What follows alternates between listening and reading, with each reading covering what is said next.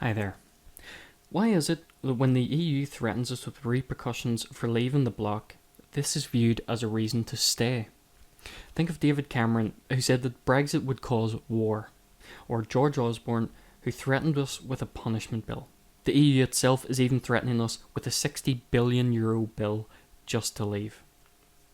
It's a genuine question because this seems to be the point where Remainers and Leavers just take two completely polar opposite approaches to the European Union. Remainers would look at these sort of things and say, the European Union saying bad things are going to happen, therefore we have to stay with them. And Leavers will look at these things and say, they're threatening us if we try to leave, that means we have to leave.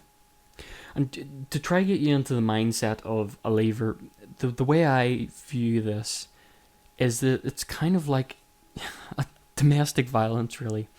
If someone's being abused by their spouse, you wouldn't tell them that they're going to be financially worse off if they try to leave. You'd be encouraging them to leave because of their own independence, their own freedom, and fear that they're being controlled by someone else. And this is really sort of the mindset that Brexiters such as myself would have. But you also need to understand that we have a massive distrust in the establishment. And this isn't just in the UK, it's also in the US with Trump, it's also in France with Marine Le Pen, it's also in the Netherlands with Geert Wilders, and so on and so forth.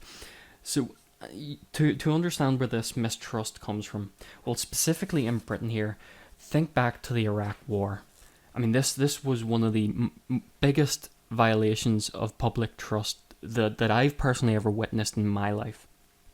And to make things worse, no one suffered any consequences for it. I made a video called Tony Blair Should Be in Jail, and it talks about the Iraq inquiry, and that there's an article in The Guardian that even suggests that the Iraq inquiry was set up specifically to avoid blame, to avoid holding any individual or department of the government responsible for what happened. And this cost us £10 million.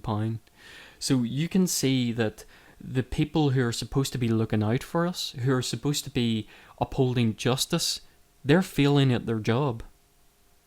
And so when we start looking at other sectors of the public, in finance, for example, we have an ex-Barclays executive who has said that nothing has changed since the 2008 financial crisis. So when these very people tell us that we need to remain in the EU, we don't have any trust for them. And there's another reason why we didn't trust them. Mark Carney, who's the governor of the Bank of England, for example, has recently had to admit that his Brexit predictions were wrong. And in fact, he's even come out and said the EU has more to lose than we do. And this was not the narrative before the referendum results. The narrative before the referendum results was that we would be the ones losing more than the EU. And it's not that we're trying to say that these people are stupid or anything like that. What we're trying to get at is the information they were providing us was biased and was not coming from a neutral standpoint. And we have been vindicated in that sense because obviously Mark Carney has said that his Brexit predictions were wrong, and we haven't went through the recession and so on and so forth that we were threatened with before the results came out. Even Tony Abbott, who's the former Australian Prime Minister, who during the time of the referendum told the UK to remain with the EU, has now taken that back. In fact, he says he believes that Britain has been vindicated by the repeated threats from the EU. In his own words, he says, "I have never been happier that my advice was dutifully ignored." And this is why I think we're going to see Marine Le Pen win the presidency in November. Because until people are being held accountable for their mistakes, until the judiciary starts actually holding people responsible, handing out justice for the mistakes that have been made, whether it be, for example, the Iraq War, or whether it be the financial crisis, or in general just the corruption. And, this is why when Trump said he was going to drain the swamp, this was so appealing to people, because we're tired of an establishment, a group of people in charge who just can't be trusted. And then, so when they threaten us, it just doesn't work. And this is not going to change until we can trust these people.